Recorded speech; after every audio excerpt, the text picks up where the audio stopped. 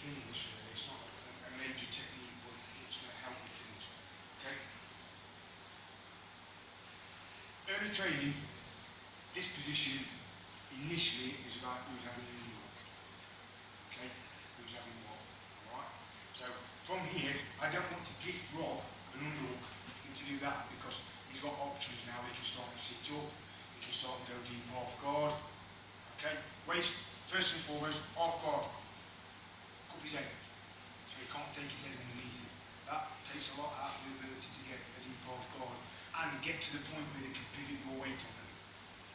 Okay? If I allow Rob to go underneath as deep as he wants, there, Rob, he's now starting to lift me out of the ground. I'm playing, I've got to start to balance. If I can block his head, even if he puts his arm under it, if I can take his head up, different game. Very, very different game. Okay?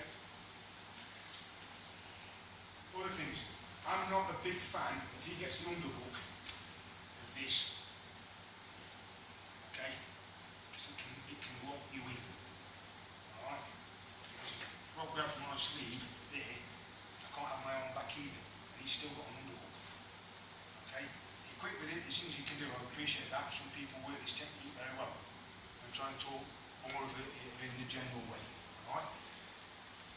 I want to block this underhook and attempt to talk. So again, sat on his leg, feet across, his thigh, my arm, forearm is on his thigh. So I'm feeling for where this leg is and what it's doing. And I can do enough where my elbow can just drop inside so he can't start and elevate this up to get the underhook. So if I do this, Rob can use his leg to lift my arm to have his underhook. Okay? If I do that, he lifts his leg and the elbow drop on the inside. There's still no path for that underhook. I pull my elbow into my ribs, not on the outside, slightly in front of my body. So from there, he can't penetrate that gap. You'd have to be over there to point it this way, to find the bit where the two parts of my body meet, to be able to slide right through the middle. There, I'm directing him into my body. Okay, and it can be enough to cause him a problem. Okay, so I'm blocking on from here. Okay, start playing this grip quite a bit, just to keep the person's head position. Okay? So what we're going to look at doing from here is, as Rob goes to do the underhook, yeah, I block him, I'm going to grab his sleeve, and again, pin him. Put the weight in, and cup both arms. Right? And if I can, and grip his collar. From here, I'm going to jump up and bounce.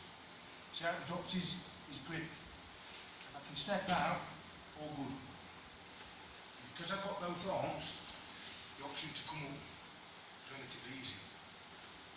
Because I've got both arms one side, he can't use the other arm to redirect me. I'm pointing him in one direction. Okay? So firstly, block this, get this position, get the grip. As it comes in, I can block it, take the grip. Even step back, look, here, just block to put the weight in. And immediately just come over his arms and grip. If I can grab the collar, great, because as I grab that, I'll pin with my elbow. From here, take my foot out, and I'm going to pop up onto my head and bounce. I'm bouncing. If Rob keeps a grip on my leg, try and keep a grip. So my knees out. Yeah? Step away from here. I can step up. Because I've got both his arms, what's he going to grip doing?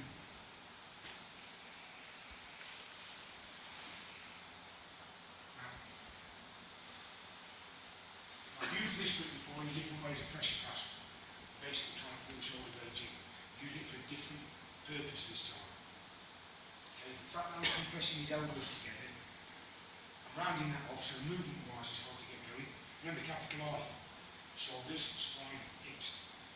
His grip is controlling his hips to a degree. My grip on his arms here controlling his shoulders.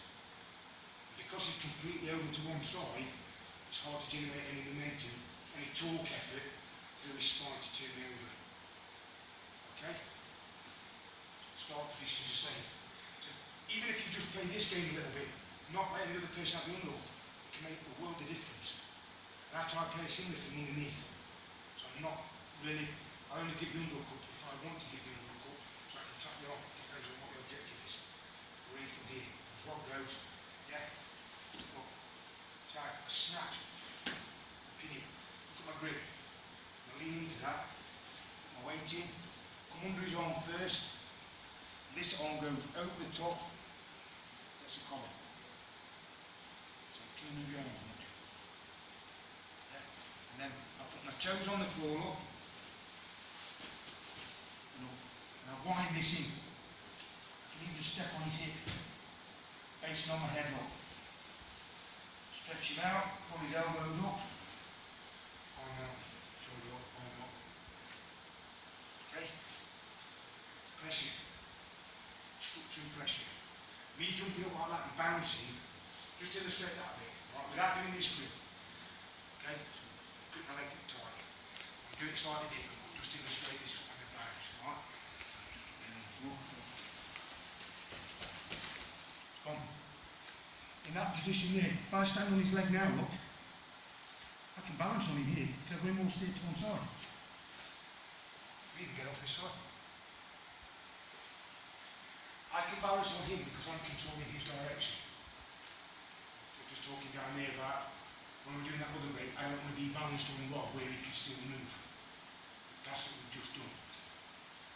Here, because I'm locking his arms in, I've got pressure in, and I'm controlling his direction, I've got both his arms that way. Unless he gets an elbow free to create some momentum, he's stuck. Okay?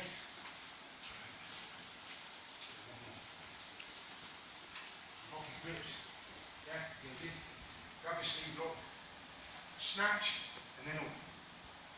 I'm not trying to physically push it in, because he'll pull it in tight, and I might struggle to get that. So I stretch it, take it. The arm's extended, it's a lot harder for him to stop that. And I immediately lean on him and find his other arm. Bring this in, reach, just a bit tough. And I lean on him, forearm on his arms. Up. And I'm right under, if I lift up my arm, here. I've got his bicep. My bicep is above his elbows, on his shoulders, right opposite. I can even kick that leg off up. Because I'm stretching him, it's hard again for him to direct.